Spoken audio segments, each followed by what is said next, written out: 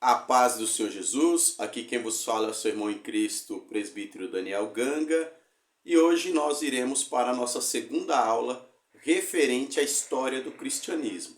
Nessa segunda aula nós iremos falar sobre a Bíblia hebraica, conhecida também como Tanakh ou Tanakh. Iremos falar sobre a sua divisão, vamos falar sobre rituais e algumas festas judaicas. Também vamos falar sobre os 400 anos de silêncio entre o Antigo e o Novo Testamento e sobre a Septuaginta, que é uma versão da Bíblia em hebraica. Então, começamos a nossa segunda aula falando sobre a Bíblia hebraica, conhecida como Tanakh ou Tanakh. Essa Bíblia ela é a versão original do Antigo Testamento. Essa Bíblia ela foi preservada pelos levitas da época por volta do ano de 450 a.C. Qual é o conteúdo que existe na Bíblia hebraica? É exatamente o conteúdo que existe na nossa Bíblia, porém contando somente com o Antigo Testamento. Na época, nós tínhamos dois tipos de Bíblia. Nós temos a Torá, que é a parte da Bíblia contendo só os primeiros 5 livros, onde os judeus ortodoxos guardavam e seguiam somente a Torá, e nós vamos ter também a Bíblia hebraica, que é o Antigo Testamento completo, dividido em 3 blocos. O primeiro bloco mantém-se como os 5 livros da lei, conhecido também como Pentateuco. Logo após nós vamos ter os Nivim, que é o segundo bloco da Bíblia hebraica, e dentro do Nivim nós vamos ter livro de Josué, Juízes, 1 e 2 Samuel, Isaías, 1 e 2 Reis, Jeremias, Ezequiel e dentre outros. Então, a Bíblia hebraica ela vai ser constituída pelos livros da lei, os Nivim e pelos Ketuvins, que é a segunda parte da Bíblia hebraica.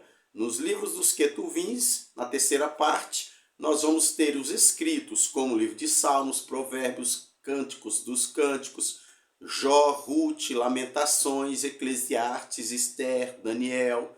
Ou seja, é os mesmos livros que nós temos na nossa Bíblia no Antigo Testamento. A diferença está na organização desses livros. Ponto. Falando um pouco agora sobre festas judaicas e rituais judaicos. Um dos mais conhecidos é a circuncisão, onde um menino com 8 anos de idade ele era circuncidado, e a circuncisão ela ocorre de uma forma operatória, aonde é tirada a pele que cobre ali a grande ou a grânula, né, do órgão genital masculino. Essa circuncisão era um sinal da aliança de Deus para com Abraão, ou de Abraão para com Deus. E nós também vamos ter algumas festas judaicas, como o Sabate, onde eles guardam o sábado, e a partir das 18 horas na sexta-feira, eles já não realizam mais nenhum tipo de atividade. Até 18 horas do sábado, eles se dedicam somente às orações, aos jejuns. Também na Bíblia vamos encontrar a festa do Purim, que eles comemoram o livramento do massacre após o decreto assinado por Azuero.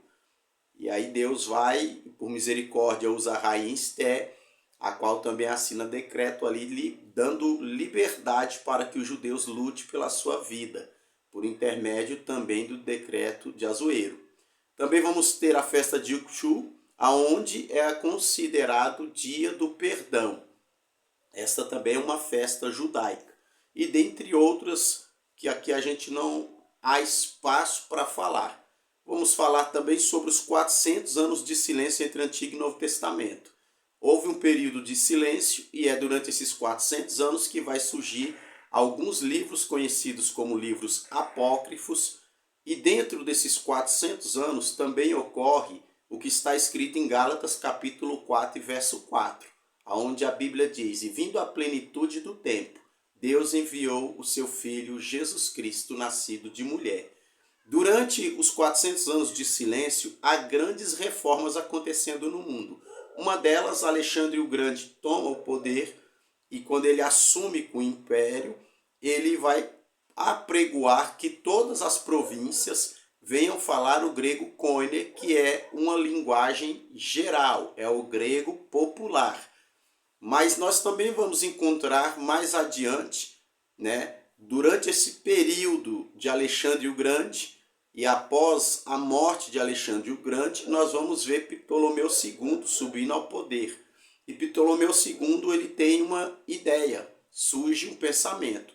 Por que não traduzir a Bíblia hebraica para o grego koine da época, uma linguagem que todos teriam acesso a entender as Sagradas Escrituras? E assim surge a Septuaginta.